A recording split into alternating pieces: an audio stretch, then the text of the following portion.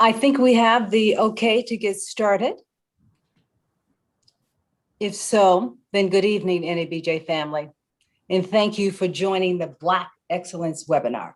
Tonight's session highlights the prominent Black editors who've been promoted in the last year or so and are now leading in their newsrooms.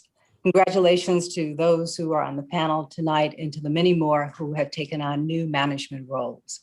Advocating for more Blacks in top management is an important part of NABJ's mission. A few months ago, we launched the NABJ Editors Database. That's a database for senior writers and newsroom editors who work for print publications and digital platforms. The purpose is to provide training to prepare our members for bigger management roles and to offer a directory of talent for those looking to hire. We have about 50 members currently on the database. It's chaired by Lynn Norman, former senior editor at Ebony Magazine, and Michael Day, a former editor and VP of diversity at the Philadelphia Inquirer. We encourage you to sign up. In just a few minutes, we're going to make sure that we get the link to the database in the chat here. And we're also going to give you Lynn's email so you can contact her if you have any questions. We have also launched a freelance database to share job leads with our members, and we'll get that link to you in the chat as well. There we go. Those links are there in the chat now. And finally, as you know, we are having another virtual convention. Let us pray that it is the last one. This year's theme is navigating the digital world. In addition to our usual list of excellent workshops, more than 100 this year, like last. And you know, we have the best job fair in the industry. At least 60 media companies have already signed up. For those who sign up early, we will have more meal functions this year. That's when Grubhub or somebody sends you that link so that we can all share in a meal together. We're going to have 4 meal functions this year. And since we can't gather around the lobby around the bar like we usually do, we are going to deliver a beverage to your front.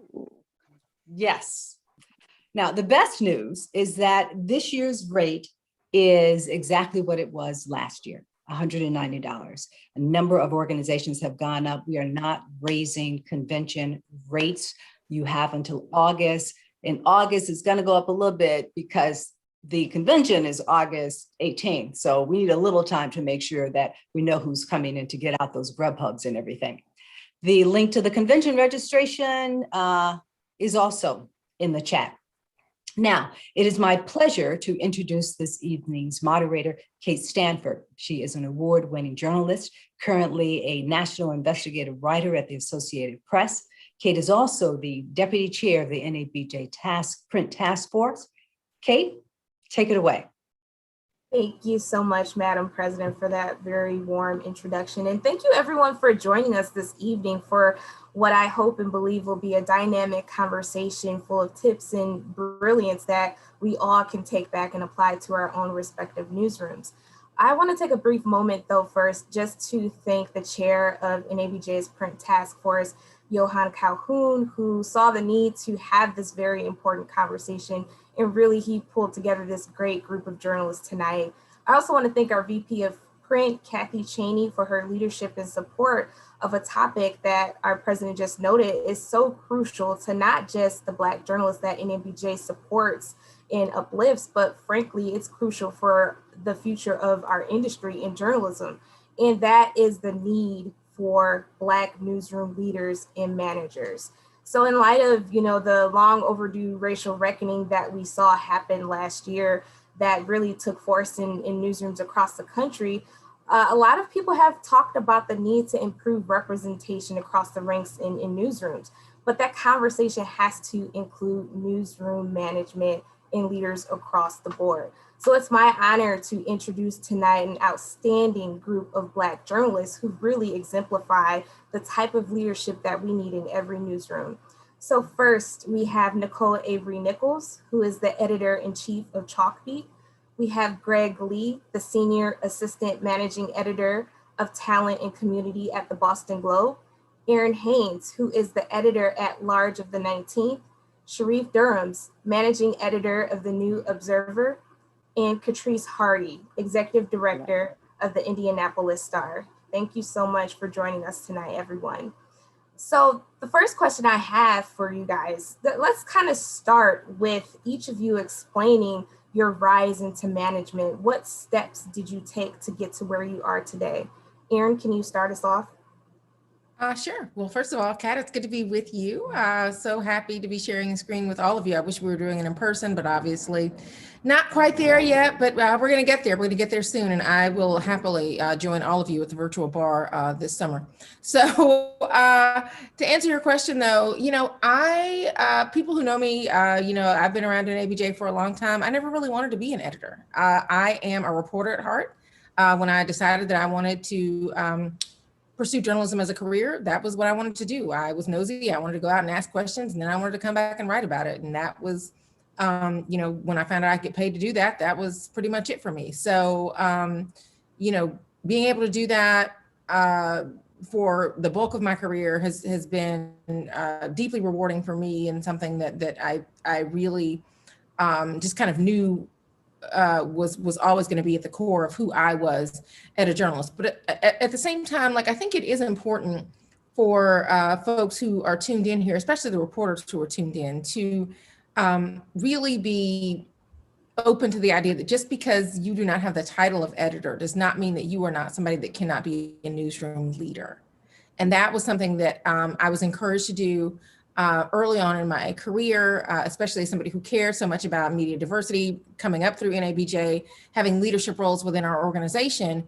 I took that spirit back to my newsroom and spoke up on issues of diversity, not only in my newsroom, but also just in terms of coverage. And so for me, it wasn't the title so much that I was after. It was really just kind of having my input valued and respected, right? And usually that is something that comes with the title of editor, but it is not a title. That is not something that should be limited to people who are the editors in a newsroom. But so I mean, after a good long while of being a reporter and covering issues of race and later race and politics, I left about a year ago to help start a new newsroom, the 19th, which is named for the 19th Amendment, which guaranteed mostly white women, frankly, at that time, the right to vote. But we have an asterisk in our logo to denote the Black women who were, frankly, thrown under the bus when, we got the right to the franchise 101 years ago this year. So I came to the 19th, though, because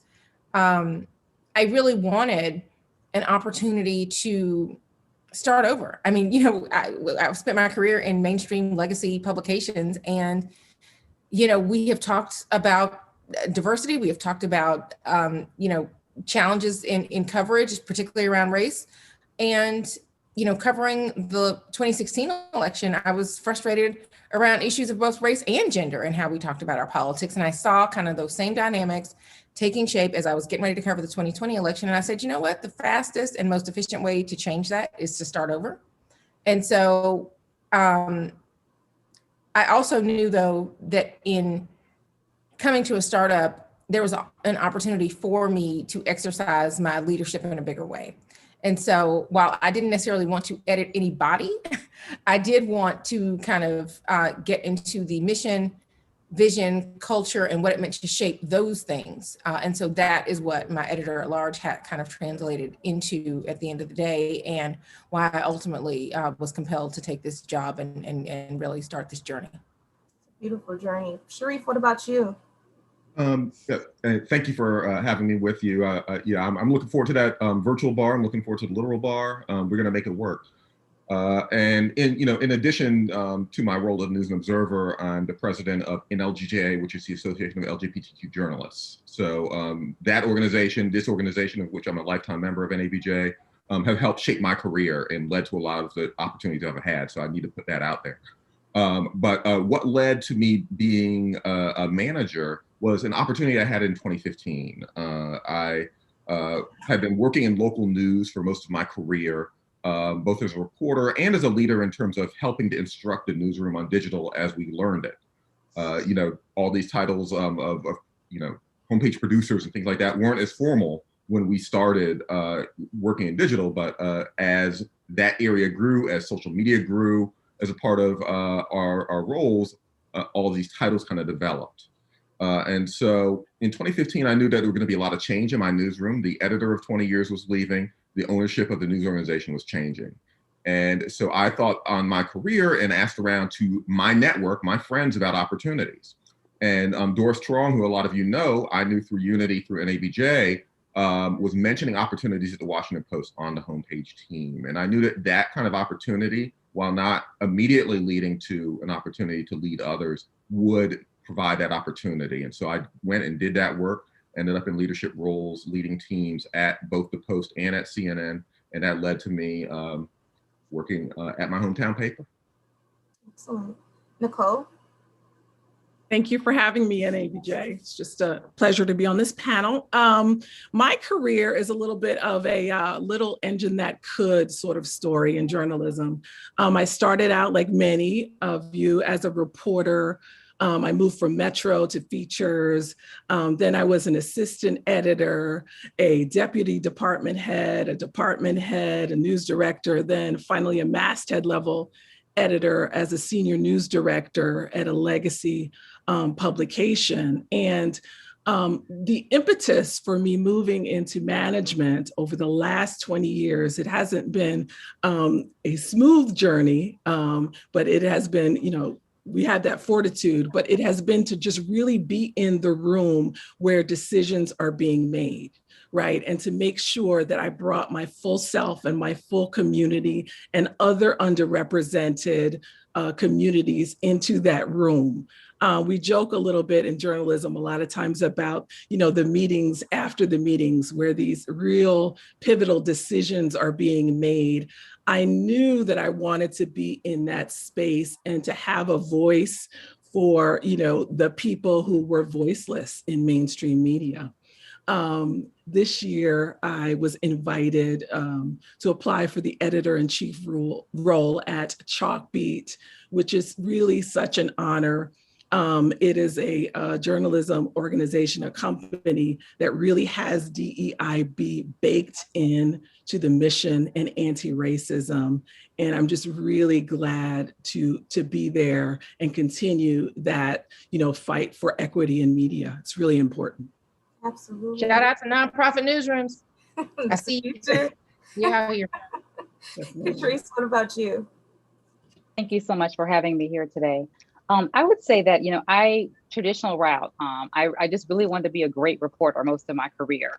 Never really saw management or editing as something that I was destined for. I mean, it seemed like people were grumpy in those roles and they just worked a lot of hours and they weren't very relatable in some cases. I will say the best editors I had, though, and that I admired were those who were, frankly, Black women when I look back. I mean, a lot of Black women who have been active in NABJ. I could go on and on, many of them at the Virginia Pilot, where I spent most of my career.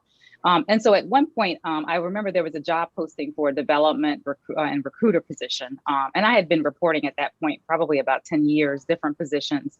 And I read the job description and thought, this is for me in some ways. I had never really thought about it before, but this is what I do. I help us find good talent. I want to make sure that, we're getting the best training we can. And I want to help move this news organization forward. And so when I applied for the position, it got down to the final count. I didn't get the job, but I was told the reason you didn't get the job is because you haven't been an editor. And so how are you going to go out and recruit top editors? And frankly, you should be an editor. We saw something in you in that interview process that you should rise into management. And so pretty quickly after that, they created a editing position for me. And that was more years than I want to admit with my age. And since then, it's just been something that I've really gravitated toward. I know initially I said, I'll do this for a year and I want to go back to writing. And what I found with editing is that I got the opportunity to work on tons of different stories with my reporters.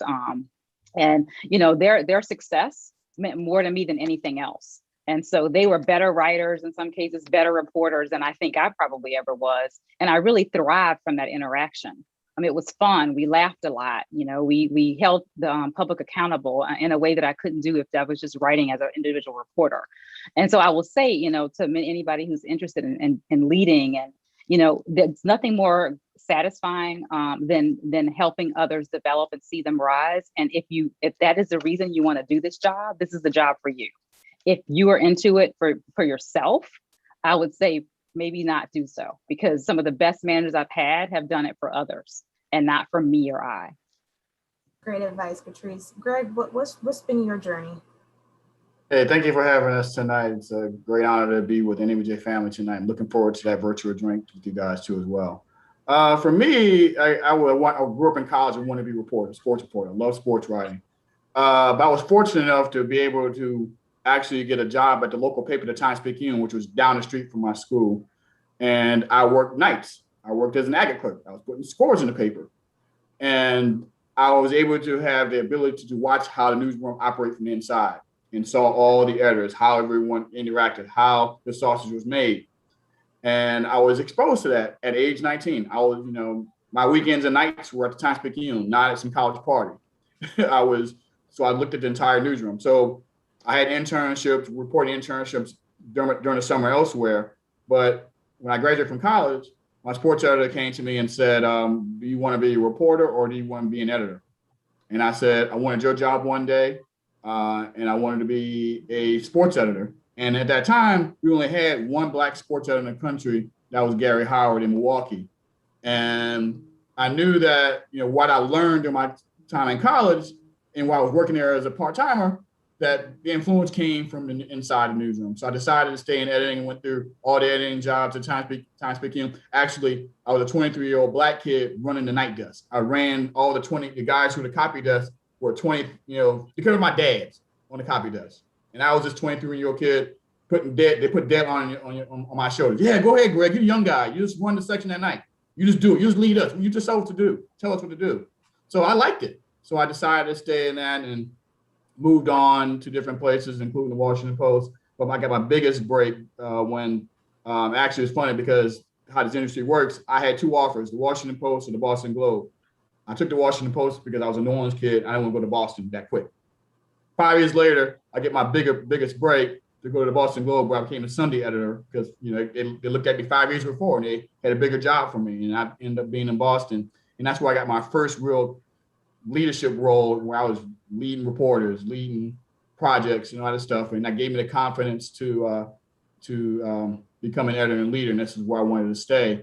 And on top of that, all my advocacy work at the time, and then working with the Sports Journalism Institute with all the young minority sports journalists out there. So I had a network of people I was nurturing, bringing up the industry, and I had a pipeline of people we can pull to recruit from wherever we were. So fast forward to now, and I got the job here, talent and community, it created the job. Actually, the editor of the paper called me looking for advice from me to find talent to bring to the Globe. And I said, well, I would entertain a conversation to come back to the Globe. And he was shocked.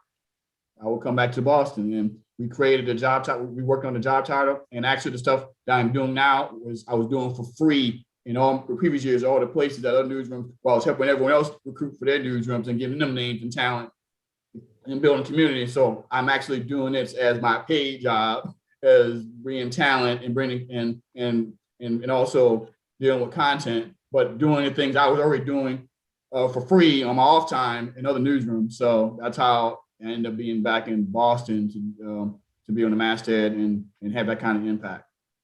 What an amazing journey each of you have had to get to where you are today. And I see one comment just already mentioned how inspiring your stories are.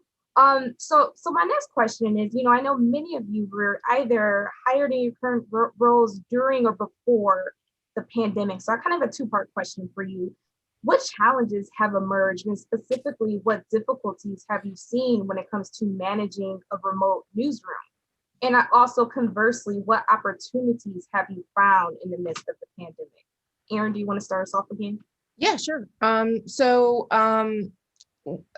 19th launched in January of 2020. So 3 months before, we had this global public health crisis declared. We did not envision starting this, obviously, in the midst of a pandemic, but that's absolutely what happened. And also, our newsroom started with us thinking that we were going to be covering the 2020 election. That was going to be like our big splash, our big debut, right? And so I was on the campaign trail in Iowa, New Hampshire, South Carolina, and then we get to March, Super Tuesday, and that was the last time I was out in the wild talking to voters, right? Interviewing candidates, because the pandemic was here and I was grounded in Philadelphia, where I am currently based. So that happened, and it was time to put on my editor-at-large hat and say, you know what? The good news is my intrepid CEO had raised more than enough money for us to not have to worry about whether or not we were going to have a job. It was just a matter of how we were going to do the job differently. And so, at that point, I'm having to use, just my judgment to think about our editorial vision moving forward at that point. And we knew that women were being disproportionately impacted by and responding to the pandemic. And so we said, well, we're just going to pivot to that then until politics really comes back into focus. And so, I was editor at large, but I was also our only reporter at the time. So, not only was I writing these stories about women in the pandemic in Philadelphia, which, has huge inequality, even before the pandemic happened. So we were able to do that. We're interviewing like crazy because we had a website that we were building and trying to launch, last August. So we're staffing up. And I'm a part of that process, continuing to kind of talk to donors, about, the viability of our newsroom and trying to keep them with us and bring on more people. So, certainly there, that was a time that I guess in the moment, maybe it felt a little bit uncertain, but really not, it didn't, because, we knew that we had a mission and a vision that felt very urgent to a lot of people, even before the pandemic happened. And when it did, we pivoted to focusing on the things that our readers and members really cared about. And so we were able to, as an editorial brain trust, really lean into that in that moment. And so it was wild. Our small newsroom really thrived in our first year in the middle of a pandemic, which, you couldn't have paid us to predict was going to be the thing that happened. And then, of course, then the election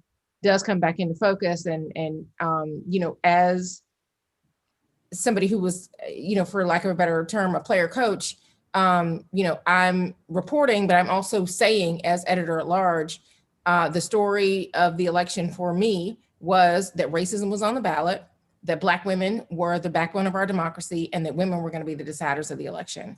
And I was able to say those things as editor at large, which meant that these storylines, these themes, were not just a side dish, they were the main dish, right? They were centered in our election coverage, so that when we got to the other side of the election, these were the things that the 19th was asserting the election was about, right? Not just like, oh, this is a story we're going to run alongside the main story of the election. No, we said this was the main story. So that was very affirming to be able to have that voice and to have that voice valued and respected by my colleagues. And I think that is, kind of because of the hat that I was wearing. Suddenly, Philadelphia is getting real active. I don't know if y'all can hear these motorcycles. Yeah, love springtime in Philadelphia. I love it so much. And then, in terms of, we already had a virtual, like the idea for our newsroom was that it was always going to be virtual.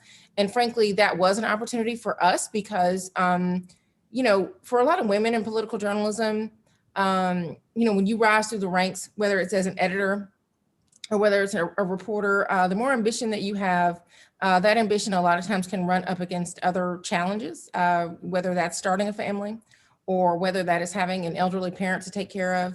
That can sideline a lot of women in our business. And at the 19th, we believe in removing those types of obstacles so that people can go as far and as fast as they possibly can without some of the traditional things that can hold them back. And so one of those things is, letting people work wherever they want to work in this country, that they need to work for whatever concerns that they have outside of the office. So we have reporters in Des Moines, in Florida, in California, in Washington, in, just all over the country.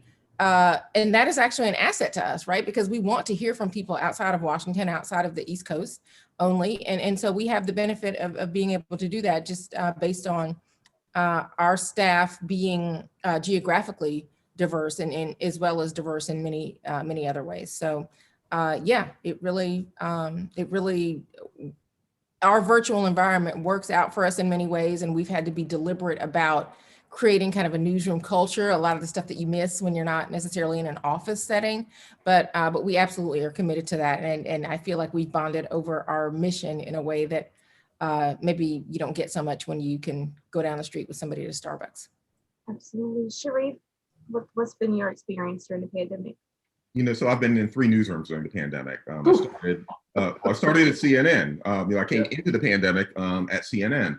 And the upside of being there is that it was born as a global news organization. It already had headquarters in Atlanta, in DC, in New York. It already had foreign operations based out of London, and so it kind of knew how to go home. It knew how to behave in a remote manner.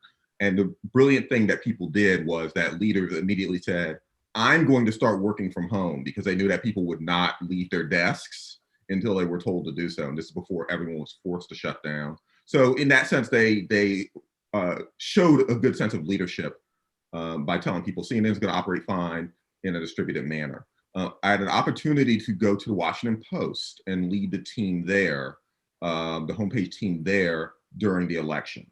And so for various reasons, I was going to be leaving CNN anyway. And so I took that opportunity and went to that newsroom. And I think that and a fortunate thing is I had worked there before and worked with a lot of that team before. So I didn't have as much of the huge adjustment that people would have to experience. And I'd already worked face-to-face with a lot of the people on that team. So even though I would have loved to have been in the room with them under different circumstances, it was okay to be able to work with them that way.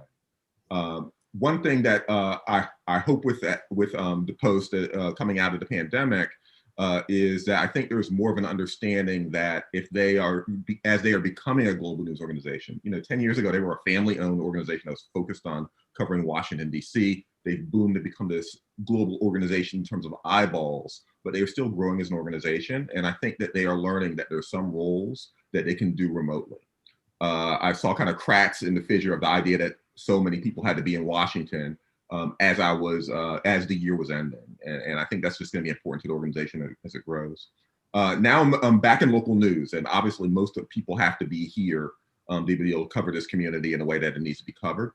And what I'm learning, I got here in January, and what I'm learning is that so many of the young people who have been hired here are just feeling very isolated. They're not, they've been stuck in 1-bedroom apartments, studio apartments, not being able to see people, and that is so stressful for them. So I've worked with our executive editor and with our Metro editor to try to find ways to connect with people. We've had trivia nights, we've had social distance gatherings and things of that sort, just so that people could feel that sense of connection. And it's important, whatever organization you have, to have your culture. So that it's a balance that all organizations are going to have to figure out as we go forward, is to how to be more flexible so that more people can be included, and yet how to have a sense of culture. Yes. So that's what we're working on. Cole? I came to Chalkbeat directly from about a 20-year stint at the Detroit Free Press. So when the coronavirus pandemic hit Detroit, it really, really, really presented tremendous problems. It assaulted, the Black community and communities of color in really, really insidious ways. The health disparities, gaps in unemployment, education, transportation, even the way, most folks would receive, goods and services. There was such a gap. And there were also gaps in coverage structure, right? So those things were immediately exposed in a big newsroom, even a newsroom as storied as the Free Press. So, one of the biggest challenges sort of leading the health team and getting at all of these human, challenges and how people were really living through the pandemic was just, covering it all. The enormity of the whole thing and making sure to make decisions that enabled sort of a diverse range of voices to be heard and managing those editorial choices.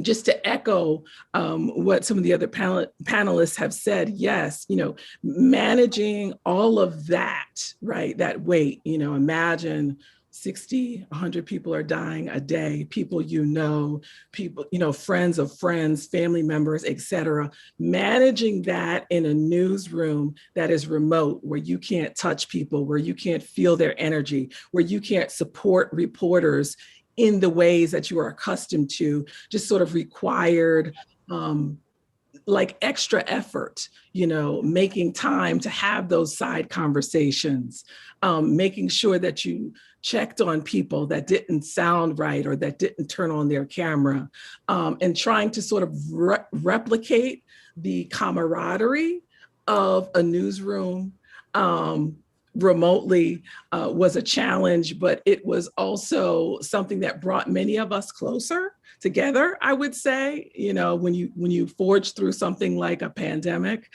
you're bonded in a certain way. So that was one of the good things that came out of it. So now that I'm at Chalkbeat, sort of trying to do the same thing again, I've been there 2 months, of replicating the newsroom culture across 8 properties in 8 different states, and really, really being intentional about the support of journalists and trying to create a space for them to, to do their best work. Absolutely. And Catrice, how have you been coping and managing your newsroom during the pandemic? I would say it's probably one of the most difficult and challenging times that I've personally experienced as a leader. So I was just literally named 2 days before the pandemic hit. And so, I flew to Indy, spent a day and a half in the newsroom, flew back to South Carolina, where I still technically was the editor of the Greenville News for the company. And then we were like, go work from home. And so I remember just taking a few things off my desk in South Carolina, which I intended to clear off, and just coming home and thinking, oh, this will just be for, a couple of weeks or so. But then immediately, realization hit that this is the way you're going to be working. And I had to figure out, how are we going to cover this massive pandemic with me not even understanding what all the beats are and who's really strong in this area and that area and who's good at organizing and motivating staff. And so, there were lots of moments where I'd hoped to kind of ease into the position, but there was no time for that. There was no time for one-on-ones and for just getting to understand, what people had done in their careers and what they wanted to do. And so, I think what I ultimately did was I worried a lot about people. I personally just threw my hands in there and said, hey, I'm going to work incredibly hard. I mean, that's what I've done most of my career anyway, and try to show people that I'm not going to ask them to do anything that I won't do. And so, pulling the night shifts, pulling the overnight weekend shifts, working overnight when major crises were happening. In addition to a pandemic, we were having protests early, way ahead of George Floyd because of other shootings that were happening in the community. And then, we had major protests after George Floyd. And there were just so many things. I mean, this year alone, we've had 3 mass shootings since January. So it's been one of those things where I kind of had to slow down and say, okay, if I was traditionally in the newsroom, despite all this chaos, because even though I think after this, I'll get to do that, I just need to figure out a way to work within the moment. And so what I've done is made sure that I've gone back and done all those one-on-ones. We check on each other as much as we can. We do brainstorming sessions. I'm trying to do, virtual lunches with Catrice every month with a group of people who don't usually work together. And I think what many of you guys said is really true. I mean, many people feel so alone. They're really struggling. Many of these folks took jobs after the pandemic or just before the pandemic, so they really didn't understand the community yet. And they're so passionate. And I've learned how resilient the Indy Star staff is and how the staff is across the Midwest region that I work with, how passionate they are.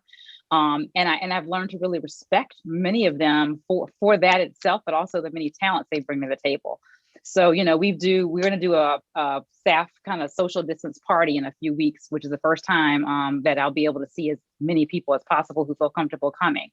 I've held EAP group sessions where we've set up EAP services for people to sign up in many groups and just talk to one another about what issues they have and how to cope.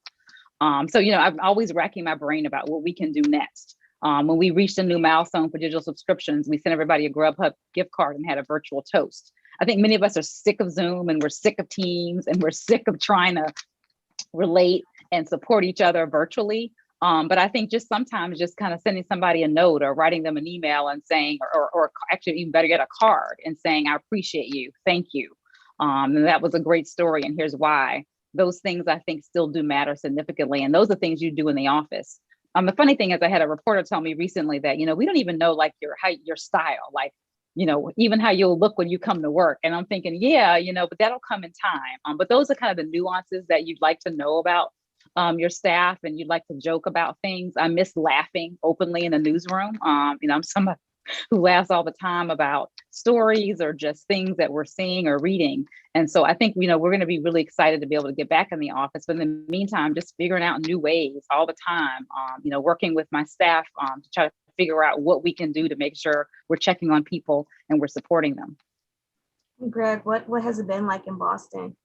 Well, actually, I've been in 2 newsrooms, and we're at the Athletic. We were already working remotely, but the challenge was, we had the pandemic, sports shut down, and we are a sports subscription-based company, startup. So we were in scramble mode in how to keep up in terms of getting our subscriptions and keeping our readers engaged. So we had a lot of conversations on Zoom, but I really scrambled. But we really came up with ideas we had theme stuff as a company. We came up with ideas like, for example, I co-ran a project, Sports and Music. We had like a week series of different stories and features with athletes and sports. But the biggest thing I think was for us was really the most important thing was as the reckoning happened. And then especially with a lot of the college athletes speaking up and a lot of our reporters being forced or being placed in positions where they never thought they had to cover in terms of covering race, because usually they're just covering the sport, the player, they talk to the coach, player, or the game, that's that. But getting into more deeper stories and how to cover it. And I never forget, we had a random Zoom called just for supporters random day. It was led by the Boondocks, what we call it, the African-American group of the Athletic, and we had about 80 people on the Zoom, lots of people from different parts of the organization. And we were talking about George Floyd, we're talking about covering all these subjects, and a lot of the white reporters are like, they needed a pep talk in terms of covering stories about race and how to do it. And I'm like, the one thing I told them was like, are you a journalist? Can you tell stories? Can you interview people? If you can do that, you can cover this stuff. And if you need help, you call people like myself, David Aldridge, Marcus Thompson. We are resources. You can do this, because at the end of the day, we can't be left to write all these straight stories. We don't have enough bodies to do that. You have to do this, because we're asked to do everything, and you should do everything too, because at the end of the day, you're a journalist. So I'll never forget that Saturday afternoon, and they went out and started covering everything right. They were starting to do great stories and telling great stories about these student athletes dealing with their institutions who don't know how to deal with race and how to deal with it. So I'll never forget that. All were done remotely, done by Zoom, but we still had to figure out ways to motivate people and to talk to people. I actually had a WhatsApp group for people within an organization from different parts of the country, and we will text each other what's going on in the company. And that's our little virtual newsroom. That's our water cooler, so to speak. So that's how we're able to navigate and have that virtual newsroom, even though we were already virtual, but the pandemic even made it more important to engage in those areas. And then when I moved to Boston, I worked 2 months in DC, then I finally moved to Boston because I needed to feel the community. And fortunately for me, as Sharif mentioned, like he had a previous job at the Washington Post, he's worked with some of these people, same thing with the Globe. I already had enough relationships from even when I left 9 years ago. There are a lot of people still at the Globe. So that transition was seamless, but still part of my job is dealing with the talent, dealing with young people, developing people, and how to get a hold of people who are, like you said, single in their house by themselves, 1 bedrooms, and how to make sure they're engaged and feeling as part of the process. And we've had a lot of Zoom talks. Actually, today was actually the first time I was actually to walk out with one of our younger reporters, and we had a nice long walk. We walked for like 2 hours. I didn't believe it, but we actually talked for 2 hours. I was like, it felt good to actually talk to someone in the newsroom to help them and guide them. And I'm looking forward to more of those type of walks. So it's been an adjustment, and but as leaders, we have to show that leadership and show that it's okay. It's okay that we, make sure they will take days off, because we've been grinding the last year and a half on this. It's okay to take a day off. Go do it. You got PTOs. Despite that person who went on Twitter and said PTOs are bad for the company, bad for your coworkers, do not listen to that type of advice. Take your PTOs. And just because you're not going somewhere, you can still take the time off. Absolute self-care is so important. And I just want to say that's the through line that I've noticed in everything that you all have said, is just that empathy as a leader, as an editor is so, so important. And that's really what sets all of you guys apart from unfortunately, everyone has probably had a bad manager. So just a quick note, if you do have a question for our great panel, please put it in the Q&A. So this is a really important question. I want to make sure we have time to fit in. What advice can each of you share with journalists who might be interested in moving into management? And can you kind of break down and explain the importance to have digital and multimedia skills as you're thinking about transitioning into management? Aaron? Yeah, I mean, I think being a well-rounded journalist, taking that time in your career, Greg is kind of a unicorn because, he was an editor at such a young age, but really was such a student of the newsroom that he was ready for each one of the steps that he took in his career. I think doing a lot of different jobs, seeing a lot of different roles and kind of and having a lot of different experiences before you come to this, whether it's, I was a reporter for most of my career, but like I covered a lot of different things, mostly race and politics, but, wrote about the intersection of race and a lot of different topics, right? So I think that was important for the role that I have now, but also just really having mentors who encouraged me to speak up and give my input, right? Even though I wasn't yet a manager, to kind of raise my hand and say I was somebody who was interested in newsroom leadership, even as I was somebody who was still pretty wed to reporting, right? So I think that is probably the biggest piece of advice I would give, is to understand that your input is valuable in a newsroom, even if you are not an editor, because your lived experience, but also your experience on the ground is going to, you sharing that is going to make for a better and stronger newsroom. And I think that, frankly, that's a lot of what we've seen in this pandemic, and it's a lot of what we've seen in the national reckoning. So true. Sharif, what about you? What advice do you have? Two thoughts. One is that so many reporters spend all of their time focused here, focused on their story, focused on an editor they think is blocking them, and that is all they think about. And if you want to consider leadership, you need to be focused here, looking around your newsroom, seeing where the holes are, where the problems are, and talking to people about how you solve those problems. You might have a conversation with Greg, if Greg was my editor, and I say, hey, there's a problem with this coverage over here. And he would say, okay, so how would you solve it? Mm-hmm. And then maybe I would say my solution. He said, yeah, but you didn't consider the budget, consider that. And be open to those other ideas. Once you start thinking that way, you're thinking like a leader. You're thinking about the kinds of jobs that you'll be looking to get if you were to become a manager. So look up from your work, look around your room, and try to think of real practical solutions. You can't get rid of half the newsroom. That's not a solution, right? What would be the practical solutions to the problems that you're seeing around? And the other piece of advice would be to talk about your dreams. I'm a managing editor now because I was having conversations 3 years ago, just saying, hey, talk to me about your newsroom. Hey, here are things that I see that are just kind of interesting about your newsroom. That's why I had this role. That's why I had the last job I had. That's why I had the job I had before that. So make sure that you're talking about the different possibilities of things that you want to do. You might only be 20% interested in someone else's job, but talk about that 20%, because you could learn something from that, and people could see something in you that would get you to the place that you want to be. Nicole? Yes. So I'm going to echo something that Sharif said. Instead of focusing here, get yourself on a balcony, right? Make sure that you have multi-tiered media skills, emerging technology, stand on the balcony, look out, look for what's coming, right? Whatever those platforms are and how people are consuming information. Bring a full bag of skills to your job, to journalism. It's not just about writing the story.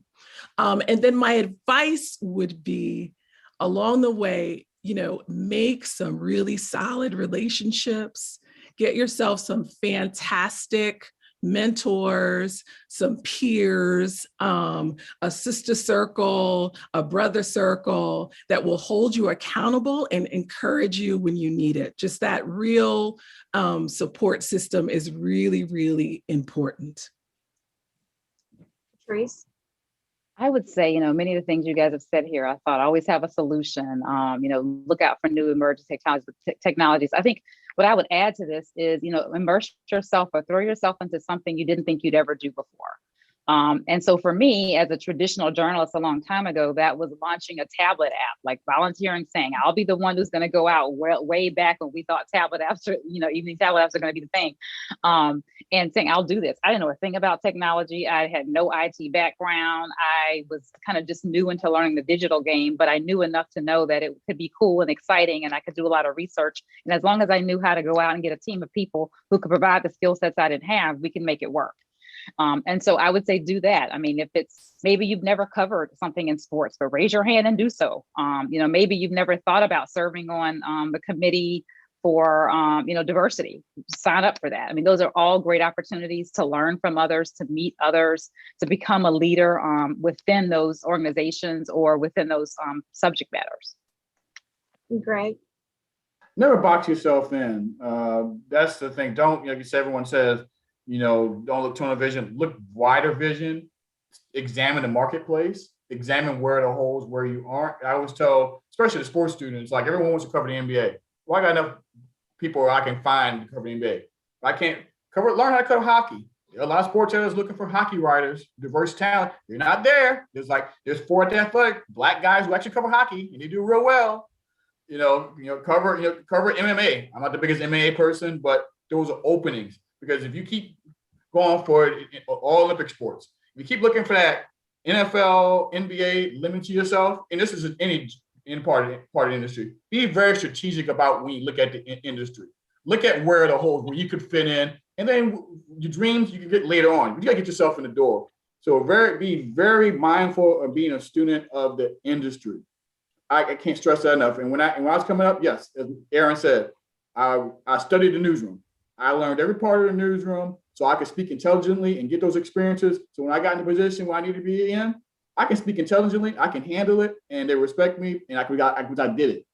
And that gives you credibility, and it gives you that more of a leverage in your newsroom and gives you opportunities elsewhere where you can take your talents elsewhere. So never limit yourself, but be a very big student in your newsroom, but also be a student of the industry. You got to take care of those things. Because if you're not a student of the industry, you won't go far. You gotta pay attention to those things. Excellent advice. And so let's shift into the audience Q&A. We have several coming in. So I'm going to kind of treat these as a lightning round, if you guys don't mind, because I want to get in as many as possible. So here's one. Have you ever had issues from white reporters who report to you challenging your authority? If so, how have you handled it? It's a good question. Who wants to jump in on that? Don't look at me. I don't have reporters.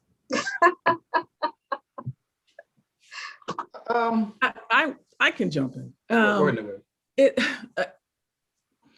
In terms of just reporters challenging your authority, you have to just really be comfortable in your role and in said authority, I think, and not feel, we've all had those editors who have had to have a win or lord over their reporters, but sort of provide, authoritatively making space for people is really important, especially when you are being challenged. I think it helps you gain credibility in those tense interactions. So let's jump. Oh, does someone else want to jump in out? Yeah, I just wanted to say, I know we would kind of think white reporters. I would say, it's really not about race most of the time. I feel like it's just maybe a disagreement about perspective. For me, it was, oh, well, you came from a smaller newsroom, so I felt like I was being challenged because of that, more so than anything in some cases. And so I think Nicole is right. Understanding why, being able to explain that. And just assuming that people don't mean it that way, and until they show you differently. Absolutely. And so here's another really good question, looking for advice. This person said, I just took over a team of all white reporters of diverse ages in 2 states. As progressive as they are, when dealing with stories around race, there are still massive blind spots they have that I'm coaching through. What recommendations would you offer to identify their deficiencies and help them to view the world through different lenses? If one of you guys could take that, that would be great. Yeah, so look, 2 things. One, conscious bias training, I highly recommend. I think that helps everybody to see their blind spots, and also, having somebody come in and formally do that takes some of the emotion out of it, some of the defensiveness out of it. These are people who are, kind of trained professionals who know how to have some of those more challenging conversations, because race, we know that still is, such a third rail for some folks in this country. And so getting people to open up and talk about that can be a challenge, but knowing that is only going to strengthen their journalism, I think, approaching it that way, I think would go a long way to kind of starting that conversation. But also, the training is the beginning of that conversation, right? This is ongoing work. We're all still doing the work that so many people became aware of in the national reckoning. I hope that people don't think that didn't just leave that, with last summer, or they don't plan to leave it behind as we, kind of put the pandemic in the rearview mirror. But the other thing that I would just say is that,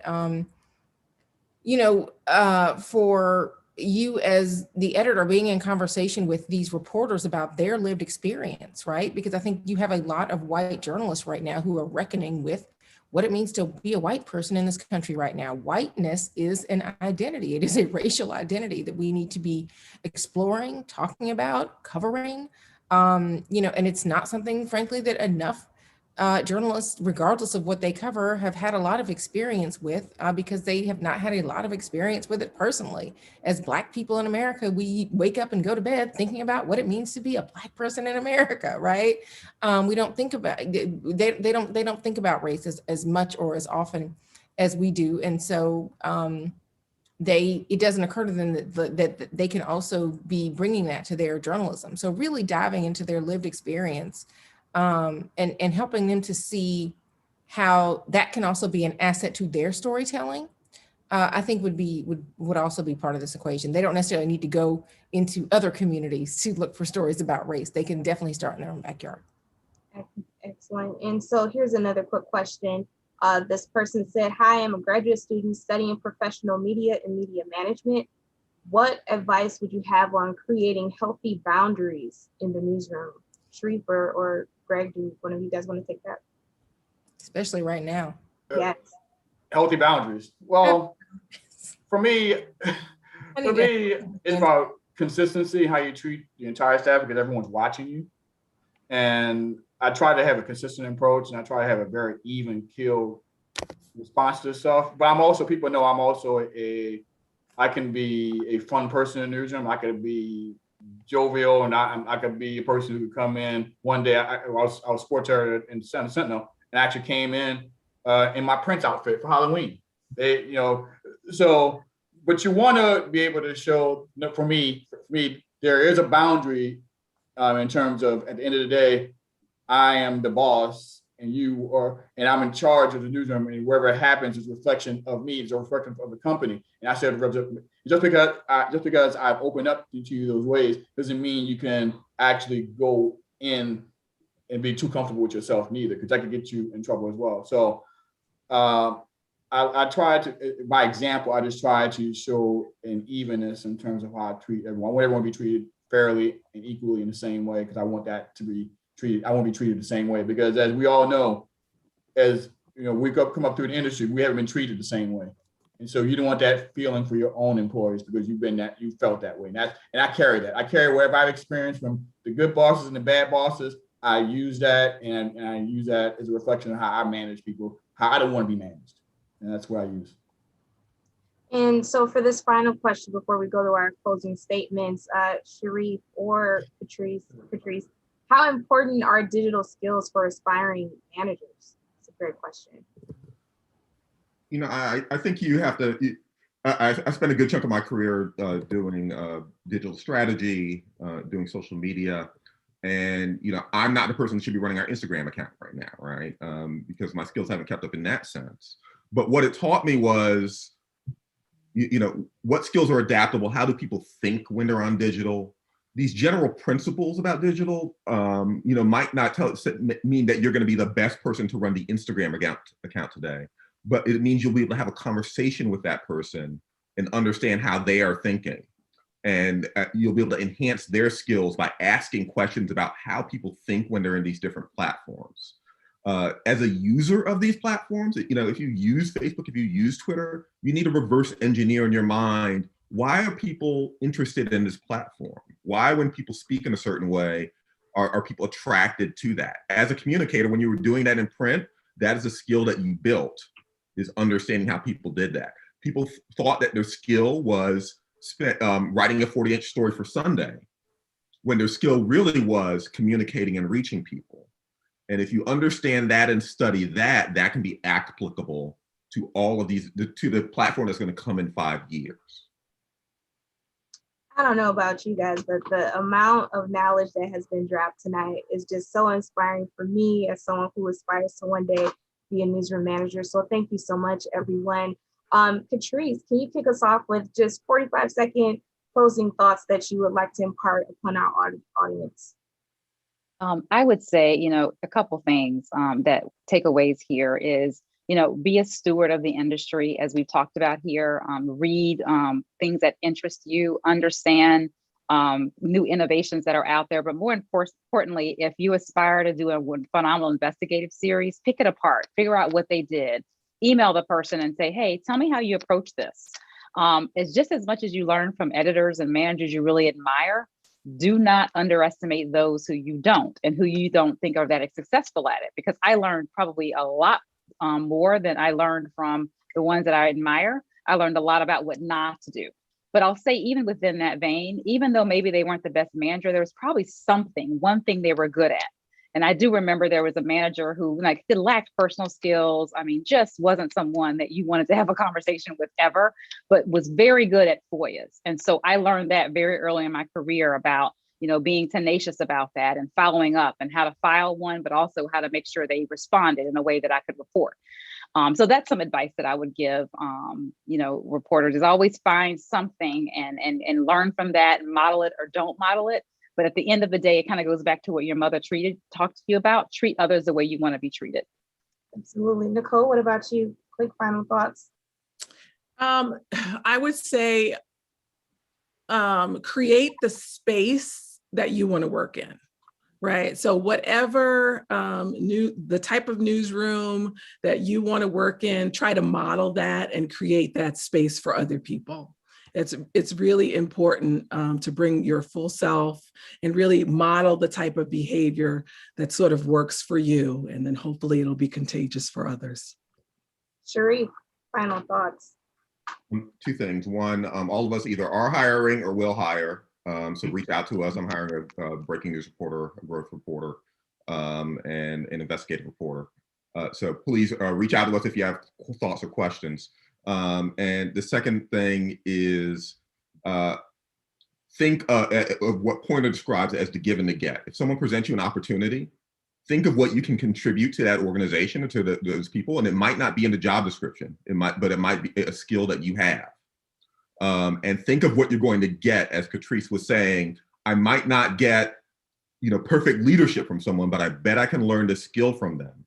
And over the next 6 months, I can get this and I can give this. And then in 6 months, you can evaluate that and see. And it actually makes you feel better, because you might feel, oh, I'm not doing everything well. But wait a minute, 6 months ago, I said I wanted to accomplish this and I did. So what do I want to do in the next 6 months? Think of the give and the get. Greg. Be your authentic self. I found that to be one of my biggest things. I've always been myself, no matter what. I'm a kid from New Orleans, Xavier University. I'm always going to be a 504 boy. I'm going to be that way. Just be authentic self. And not worry about other people and what they're doing, because you get in trouble. Like if you see your friends doing well at the Washington Post, the New York Times, and you somewhere else, stop worrying about what they're doing. Focus on what you're doing, because I've seen a lot, especially younger people, are trying to get a $100,000 salary 2 years out of college. Well, you make a mistake for yourself. So stop worrying about what other people are doing and focus on yourself. And as Sharif says, we have our jobs in Boston. Boston is good. Boston's a great town, great Italian food, but Boston's a great city. And so come to Boston. I know people have their fears about Boston, but I came back. So just make sure you follow up because we do have jobs. Aaron, can you close us out? I mean, I guess I better talk about the jobs that we got at the 19th. I mean, hiring, we out here. I will be probably helping to choose a couple of my new colleagues. We are currently looking for a caregiving reporter, which is such a huge job for us at the 19th, especially given everything that we've seen in the last year with this pandemic. We know what a priority caregiving is. And so please feel free to reach out to me. I'm at eMarvelous on Twitter, on Instagram. I do not mind you sliding in my DMs for work purposes. So please do that. Also, some of you may have heard, I recently was named contributing editor of a project at the Philadelphia Inquirer. It's called A More Perfect Union. We are going to be looking at many of the institutions that were begun in Philadelphia, cradle of democracy by many people's standards, and how Philadelphia also contributed in a lot of ways to the inequity that persists today in many of those institutions across this country. So if you want to know more about that project, if you want to potentially be one of the people that is going to be on our team that executes this project over the next year, I would love to talk to you more about that as well. But yeah, I mean, I think certainly I champion the idea that your lived experience is your superpower. It is your asset to your storytelling. And it is absolutely something that I believe in bringing to the newsroom each and every single day, because that is the unique lens through which you are going to tell the stories that nobody else can tell but you. So I encourage people to do that, but also, be the change that you seek in your newsroom. And that is something that you can do long before you become an editor or a manager. You are somebody whose experience is valuable, your expertise, your voice is valuable, not just in what you bring to the work, but in what you bring to your organization, no matter where you are. You have an obligation to leave that place better than you found it.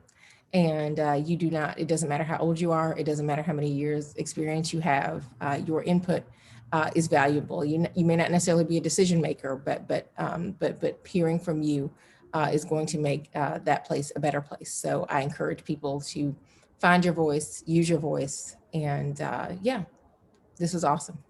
Yes, thank you all. Thank you everyone for joining us tonight for this amazing panel. Thank you to the panelists. What amazing gems you all dropped tonight. Thank you so much. And I hope everyone has a great night. Take care. Thank you, Kat. You were a great moderator. Great job. Thank you Great so job. much. Great job. Take care. Stay safe, everybody. See you guys soon. See you guys soon. Bye-bye. We'll see you get that virtual drink soon. Yes. Yes.